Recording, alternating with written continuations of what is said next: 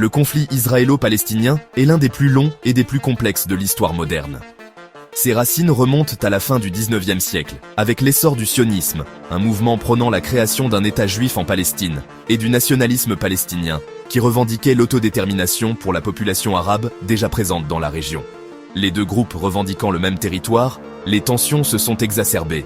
Le mandat britannique sur la Palestine, de 1920 à 1948, a encore compliqué la situation. Chargés d'administrer la Palestine, les Britanniques ont dû relever le défi d'équilibrer les exigences des Juifs et des Arabes. Des violences ont fréquemment éclaté au cours de cette période, alors que les deux camps luttèrent pour le contrôle. Le plan de partage de l'ONU de 1947, proposant la création d'États juifs et arabes indépendants, a été rejeté par les dirigeants arabes, aggravant encore le conflit. La guerre israélo-arabe de 1948 qui a suivi a conduit à la création de l'État d'Israël, mais a également entraîné le déplacement de centaines de milliers de Palestiniens, un événement connu sous le nom de Nakba ou catastrophe dans le monde arabe. La guerre des 6 jours de 1967 a radicalement remodelé le paysage géopolitique.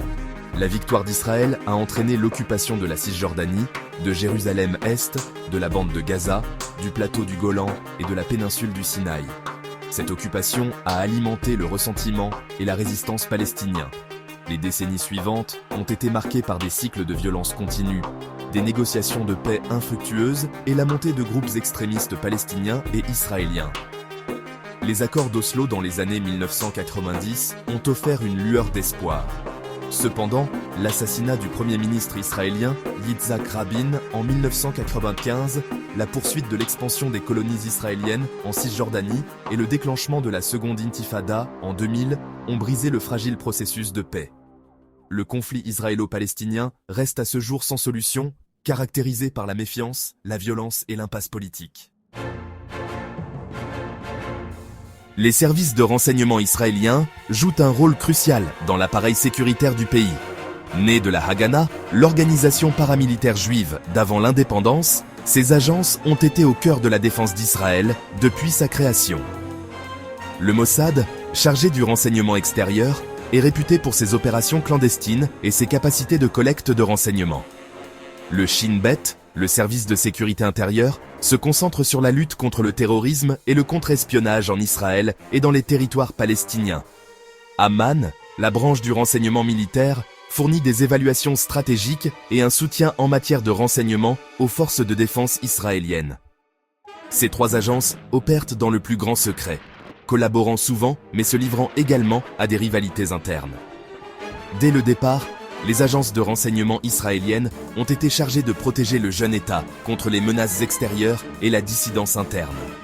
Elles ont joué un rôle clé dans le déjouement d'attentats terroristes, la collecte de renseignements sur les États ennemis et la réalisation d'opérations clandestines à l'étranger. Les succès du renseignement israélien, souvent entourés de secrets, ont été célébrés dans le pays, contribuant à un sentiment de fierté nationale et de sécurité. Cependant, les méthodes employées par ces agences ont également suscité des critiques, tant au niveau national qu'international. Les allégations de violation des droits de l'homme, d'assassinats ciblés et d'usage excessif de la force ont soulevé des inquiétudes quant à la responsabilité et au contrôle de ces puissantes organisations. Les implications éthiques et juridiques de leurs actions continuent d'être débattues. L'histoire du renseignement israélien est riche en opérations audacieuses, certaines réussies, d'autres controversées. L'opération Entebbe, en 1976, au cours de laquelle des commandos israéliens ont pris d'assaut un aéroport en Ouganda pour libérer des otages détenus par des terroristes, en est un exemple notable. Cette opération, largement saluée pour son audace et sa précision, a consolidé la réputation du Mossad en tant que force redoutable.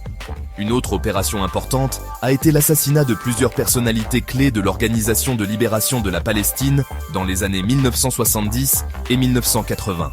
Ces assassinats ciblés, bien qu'efficaces pour démanteler les réseaux terroristes, ont également soulevé des questions éthiques et alimenté le cycle de la violence. Le recours aux assassinats ciblés reste une tactique controversée employée par Israël à ce jour. Dans les territoires palestiniens, le Shin Bet a été profondément impliqué dans la collecte de renseignements et les opérations antiterroristes.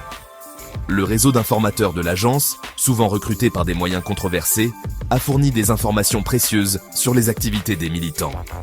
Cependant, des allégations de torture, de coercition et de détention arbitraire lors des interrogatoires ont terni l'image du Shin Bet et alimenté le ressentiment parmi les Palestiniens.